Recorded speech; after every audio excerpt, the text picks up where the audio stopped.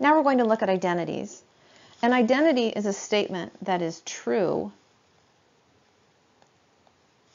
for all values of the input on which they are defined.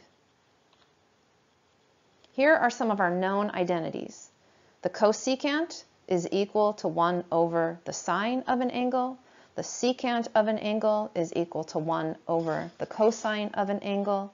And the cotangent is equal to 1 over the tangent of an angle. These are our reciprocal identities. And then, of course, the tangent of an angle is equal to sine over cosine of that angle. And the cotangent is simply the reciprocal of the tangent function. So let's use that to do this example. Example 2 says, if the sine of t is equal to negative 5 over 13 and the cosine of t is equal to 12 over 13, find the values of the 4 remaining trigonometric functions of t. So we already have the sine and we already have the cosine. So what we need are the cosecant, the secant, the tangent, and the cotangent. And you can start wherever you want, but I always like to start with my reciprocal identities first. In other words, if I know that the sine of t is equal to negative 5 over 13, I'm going to go to the reciprocal of that sine function, which is the cosecant. So the cosecant of t is going to be the reciprocal of negative 5 over 13. So I'm just going to reverse my numerator and my denominator to get negative 13 over 5. Notice that taking the reciprocal does not change the positive or the negative on that cosecant. Let me switch pens. The cosine of t is 12 over 13. So the reciprocal of that would be the secant of t, and the reciprocal of 12 over 13 is 13 over 12. All right, halfway done. Let's go to the tangent. The tangent of t is equal to the sine over the cosine. So my sine of t is negative 5 over 13. And I'm going to divide that by the cosine, which is 12 over 13. Now, dividing by a fraction is the same thing as multiplying by its reciprocal. So I'm going to do that, and I end up with negative 5/12 as the tangent of t. And then finally, what is the cotangent of t? If you want to do the same thing that we just did, only with cosine over sine, you can, but you might also remember that the cotangent is simply the reciprocal of the tangent function. So I'm going to take that negative 5/12 and I'm going to reverse its numerator and its denominator to get, oops, let me change that, that's not right. That is this, so I forgot to reverse them. It's going to be negative 12 over 5. That looks better. So let's take a look at an example. If the sine of t is equal to 3 over 7 and t is between pi over 2 and pi, find the exact value of each of the 5 remaining trigonometric functions. And in these instructions, where it says that the angle is between pi over 2 and pi, it indicates that it might be helpful to identify what quadrant that's in.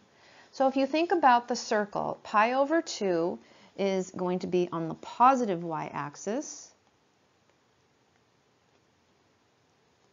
and pi is going to be on the negative x-axis.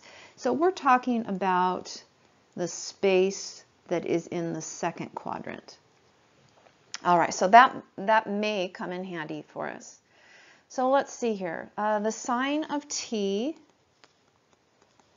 is equal to 3 over 7. And we said on a previous lesson that we know that x to the second plus y to the second is equal to r to the second. Now, are we in a unit circle in this example? It doesn't say so. So we can say that the sine function is y over r, and therefore we could let y be 3 and we could let r be 7. So we get x to the second plus 9 is equal to 49. And if I subtract 9 from both sides, I get 40. And if I square root this, I'm going to get plus or minus the square root of 40, which is plus or minus the square root of 4 times 10, which is plus or minus 2 times the square root of 10. Whew! I hope that made sense. Rewatch that if you need to see it again. So let's see, how does that help us?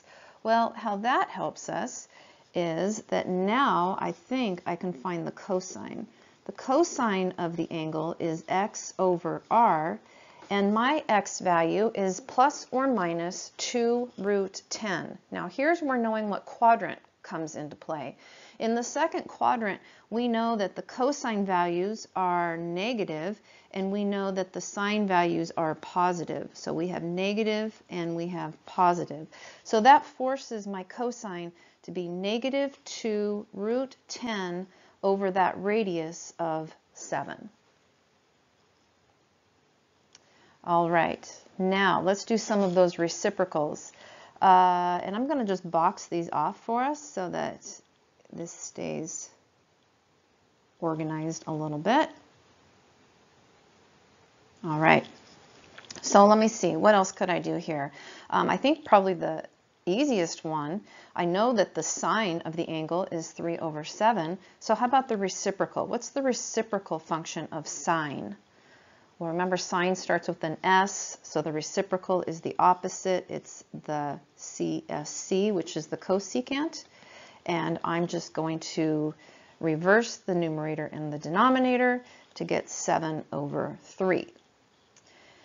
And let's see here, how about the reciprocal of the cosine function? That's going to be the secant. So I'm going to take the reciprocal, which will be negative 7 over 2 root 10. And that's a good answer, but normally what you're going to find is that denominators are rationalized. So I'm going to multiply by root 10 over root 10, and that's going to give me negative 7 root 10 over 2 times 10, which is 20. Make sure that you agree with that answer.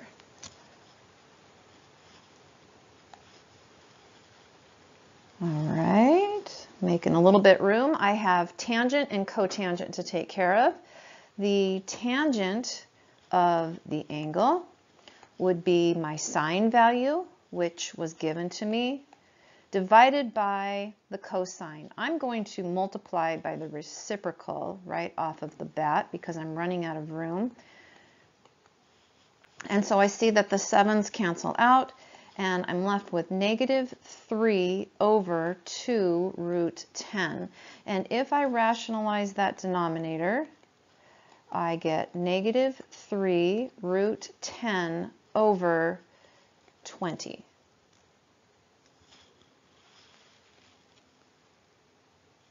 And finally,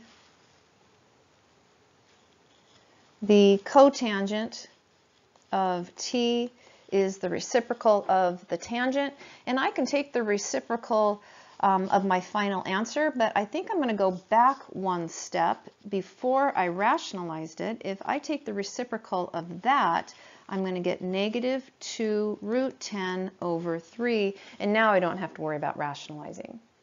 Another way to do example 3 is by using a new identity called the Pythagorean identity. So we're going to go through what that identity is. And to do that, we're going to begin with what is known, namely the Pythagorean theorem, written as x squared plus y squared equals r squared. Now, in previous classes, maybe you've seen this as a to the second plus b to the second equals c to the second, but the a, the b, and the c are just variables. And so for our purposes, because we're usually working in a circle, we're going to use the x, the y, and the r, but it means the same thing. All right, so we're going to start with x to the second plus y to the second equals r to the second. Now I want to point out something. In this case, the r can be anything, and so we are not starting with a unit circle, but I think what you're going to see at the end that it feels as though we did, but the result is going to be very nice and simplify, I hope, some of our processes. All right, so the very first thing that we're going to do is we're going to divide both sides by r squared. So I'm going to divide this by r to the second, and this by r to the second, and this by r to the second. And what that leaves me with is x to the second over r to the second plus y to the second over r to the second. And the whole reason we did this was to make it look better. We can have this now equal 1. Now, what is x to the second over r to the second? Another way of writing that is to write x over r and raise that to the second, and y over r and raise that to the second, and have it equal 1. But x over r, that should look familiar to us. X over r is one of our trig ratios. X over r is the cosine of some angle squared, and y over r is the sine of some angle squared. And that's pretty much it. What I will tell you is that it is common to take that little 2 that's above the cosine of theta and move it into that position. Now, it means exactly the same thing as what I have right above it. So the reason I tell you that is because if you're going to put this into your calculator, you're going to want to do cosine of the angle, put parentheses around that, and then square it. But it's going to be quite common that when we actually write it, that we write cosine squared of theta plus sine squared theta equals 1. So now let's take a look at some variations of the Pythagorean identity. And those variations are cotangent squared theta plus 1 equals cosecant squared theta, and tangent squared theta plus 1 equals secant squared theta. Now, I'm not at all suggesting that this is another identity for you to memorize. What I want to show you is that these two new identities simply come from variations of the Pythagorean identity. Now, the Pythagorean identity is what we just learned on the previous slide. So if you can memorize that and you can manipulate it, you can turn it into these two new identities. So you really only have to memorize the Pythagorean identity. And what is that Pythagorean identity? You're going to see me write this a lot because I think that by writing it, it helps you to memorize it. So we're going to start with cosine squared theta plus sine squared theta equals 1. And what I want to show you is how I can start with that Pythagorean identity and I can turn it into this new identity of cotangent squared theta plus 1 equals cosecant squared theta. So I'm sure that there's a lot of ways that I could go about that, but the first thing that I see is that my original Pythagorean identity equals 1 and my new variation equals something different. What I would like to do is see how can I turn that 1 into a cosecant squared theta. Now, what I know about the cosecant is that it comes from the reciprocal of the sine function. So if I were to take that 1 and divide it by sine squared theta, I believe it would give me cosecant squared theta. Now, if I do that on the right, then I also have to do that on the left. So let's go ahead and do that and see if that gets it for us. Starting from the left, what is cosine squared theta divided by sine squared theta? And I believe that that is cotangent. And what is sine divided by sine? That is 1. So sure enough, I have easily proven that. So I'm starting with something I know and seeing if I can manipulate it into something that is new. Let me see if I can do it again. Again, I'm going to start by writing out the Pythagorean identity.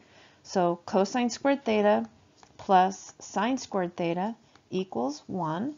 And I would like to turn that into tangent squared theta plus 1 equals secant squared theta.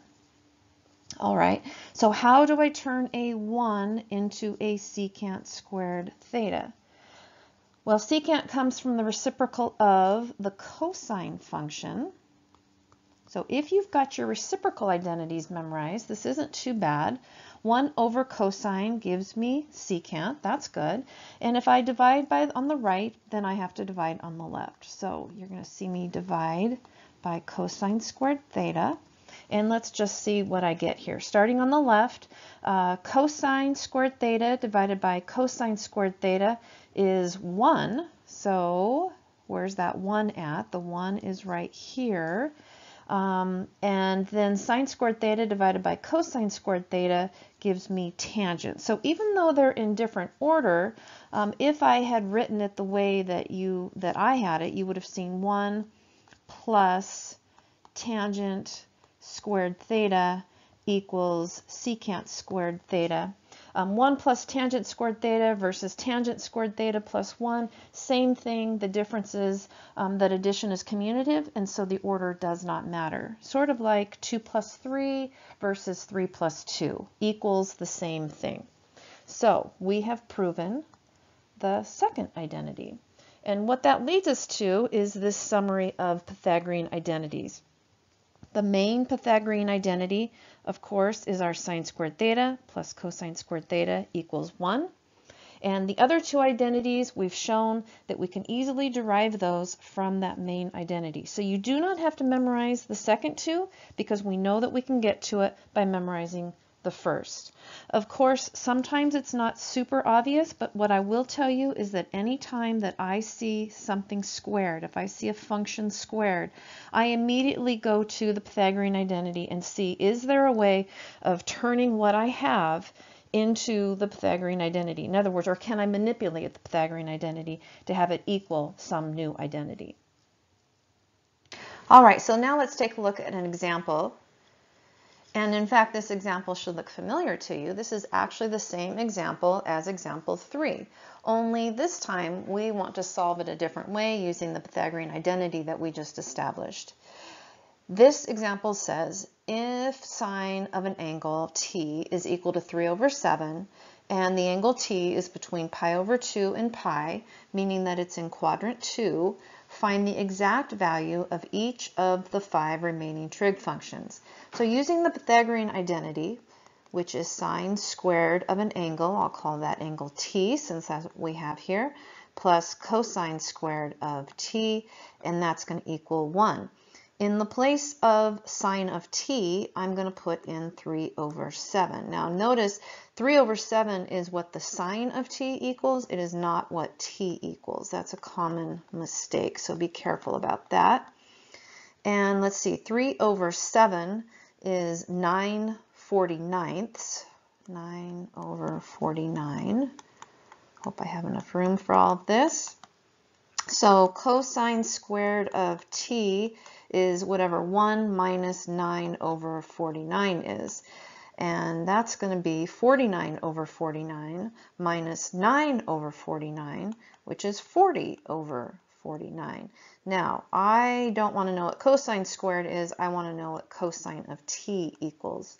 So it's going to be plus or minus the square root of 40 over the square root of 49, which is 7. And because we're in quadrant 2, we know that the cosine is going to be negative, and we also know that the square root of 40 can be broken down into 4 times 10 for a final answer for the cosine of negative 2 root 10 over 7. Now, I believe that that does match our previous example, and so from there all of the work would be the same. In other words, once I know what the sine and the cosine are, which I believe I do, this is the cosine and this is the sine. Because the remaining 4 trig functions depend on these two values, the rest of this example would be the exact same as example 3.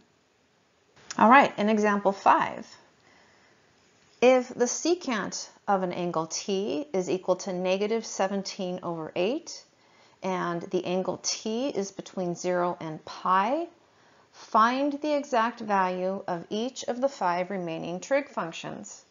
Now, in this case, or this example, it's not being specified to you what method you should use to solve. So there's actually a few different methods. You're being given information about the secant, and we know that one of the variations of the Pythagorean identity involves the secant. So we could use the tangent squared of an angle plus 1 is equal to secant squared of that angle. We could use that, and that would help us find tangent. And once we know tangent, then we can find all the rest of the functions. The other way that we could work this problem is that if we know that the secant is equal to negative 7/18, then we also know something about the cosine. We know that the cosine of t would be the reciprocal of the secant, and so the cosine would be negative 8 over 17. Now, knowing that the cosine is equal to negative 8 over 17 means if I wanted to, I could then use my Pythagorean identity. So if that is easier for you to memorize, by all means, you can use that. The other thing that we could do, if you remember our very first example on this, which was example 3, we let the x value be the numerator and we let the r value be the denominator. Any of these methods will work. So you just need to pick the one that works best for you. Because we are just learning the Pythagorean identity, I think that I'm going to use that. So in my example, I'm going to substitute in for cosine squared of the angle, and I'm going to put in negative 8 over 17. And I'm going to square it. And I'm going to add to that sine squared of the angle, and that's going to equal 1. By the way, what quadrant are we in? We haven't answered that question. We know that angle T is between 0 and pi, which means that we must be in quadrant 1 or 2. But we also just found out that the cosine is negative. So if the cosine is negative, then that means I have to be between 1 or 2. I have to be in quadrant 2. So I'm going to circle this one or box it in.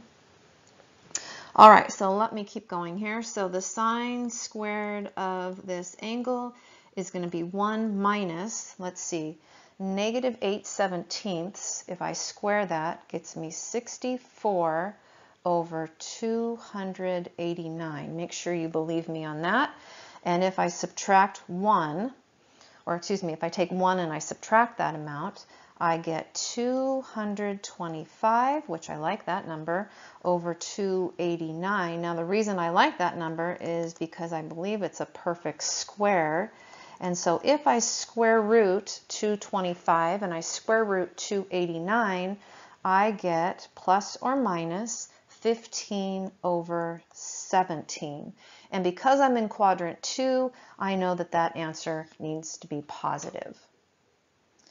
All right, now I don't have a lot of room, so I'm going to box things in like you've seen me do before. Let me just box right here and create a little workspace. I know secant, I know cosine, and I know sine. So let's see, from the sine, I can say that the cosecant is the reciprocal. So the cosecant should be 17 over 15. Does that sound right? And let's see, what's the tangent going to be? The tangent of t is going to be my sine value, which is 15 over 17, divided by my cosine, or multiplied by my reciprocal. I'm going to multiply by the reciprocal. The 17's canceled out, and a negative, positive 15 times a negative, that negative's just sitting there, is going to give me negative 15 over 8. And then finally, actually I did pretty well on room. Once I know tangent, the cotangent of that angle is reciprocal, so -8/15. So let's make sure I've got them all. I've got the secant, I've got the cosine, I've got the sine, I've got the cosecant, I've got the tangent, and I've got the cotangent. And that was done in one particular way. I would urge you to try the other ways to see if you come up with the same answer, and make sure you ask questions if you have them. All right, let's look at example 6. Find the exact value of each expression and do not use a calculator. Example A says sine squared of 50 degrees plus cosine squared of 50 degrees, and they want us to find the value of this. Now, without a calculator, it feels like that's a pretty hard task. We don't know what the sine of 50 degrees is. That's not one of the angles that we have memorized. So how in the world do we do that? Well, if you remember the identity that we just came up with, we said that the Pythagorean identity says that sine squared of some angle, t, plus cosine squared of some angle, t, always equals 1. So what that tells me is that if my t is the same, that no matter what that t is, the answer will always be 1. And if I was allowed to use a calculator, I could put into my calculator, here's an image of my calculator, and notice how I typed this in, and this is what I was talking about earlier. Even though we write it as sine squared of 50 degrees, we put it into our calculator as the sine of 50 squared. Now it's not 50 degrees squared, it's the sine of 50 squared, plus the cosine of 50 squared. And notice that the answer is equal to 1. So even the calculator knows. For part B, it says the secant of pi over 4 divided by the cosecant of pi over 4. And so again, we're going to look at some identities. We know that the secant is 1 over the cosine. And we know that the cosecant is 1 over the sine. And we know that dividing by a fraction is the same thing as multiplying by its reciprocal. And so we end up with the sine of pi over 4 divided by the cosine of pi over 4. And both of those give me root 2 over 2, which equals 1.